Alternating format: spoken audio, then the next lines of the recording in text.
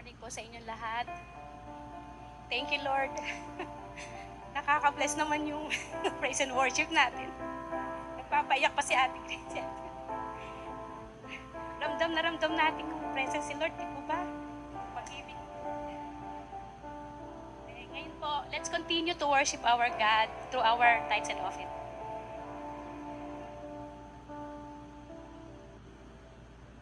For today's giving po, ang verse natin po ngayon is from the Philippians 4:19-20. Open po yung Bible nyo or kung may Bible up po kayo. Philippians 4:19-20. Basahin ko po sa Tagalog.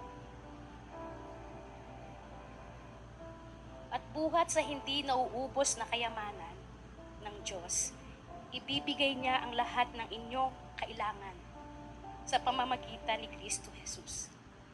Purihin ang ating Diyos at Ama magpakailanman. Amen. Napakagandang mensahe po ng verse po na ito. Kasi po sabi po dito, di ba?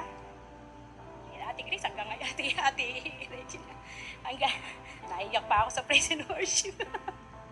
Kasi tugman-tugma po tama sa praise and worship. Natugma po dito. Sabi po kasi dito sa mensahe, sa hindi nauubos na kayamanan ng Diyos, ibibigay niya ang lahat ng ating kailangan. Dito po sa binasa natin na verse, ang mga taga-Pilipos po ay kusang nagbibigay sila ng kaloob o handog sa Panginoon, ng offering, sa ministry, sa pamagitan po ni Pablo, para po lumaganap ang salita ng Diyos. Ang bawat isa po ay nagbibigay ng naaayon sa kanilang puso. Yung pong kusang loob na hindi pinilit o hindi sa pilitan.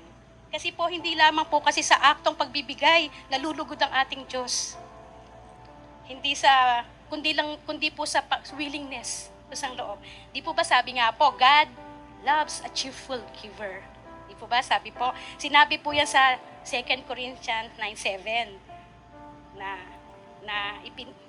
sabi po dito, magbigay ang bawat isa ayon sa ipinasya ng inyong puso at hindi mabigat sa loob. Sapagkat iniibig ng Diyos ang masayang nagbibigay. Kusang loob at hindi pinilit. Una yon, kusang loob at hindi pinilit. Pangalawa po, malinis na saloobin. Ano po ba yung sinasabing malinis na saloobin? Walang hinanakit o bigat kapag tayo'y naghahandog. Kasiyahan. Pangatlo, kinalulugdan ang pusong masaya. Kung tayo po kasi ay may kagalakan na nagbibigay sa ibang tao, masaya tayo nagbibigay sa ibang tao,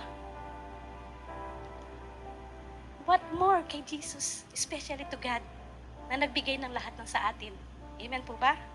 Marapat lang po natin na dapat ibalik sa Kanya ang mga blessings, grace na nare-receive natin. Dahil po lahat po na yung galing sa Kanya. Naharapat po natin ibalik sa pamamagitan ng paghahandog at pagbibigay po natin sa ministry, pagtulong. Tanda po kasi ng pasasalamat at pagmamahal natin kay Jesus. Amen po ba? Ngayon po tayo ay manalangin. Pasalamat po tayo sa lahat ng biyaya na pinagkaloob na. Pwede po bang tayo tumayo at manalangin? Sabay-sabay po tayo manalangin. Let's pray.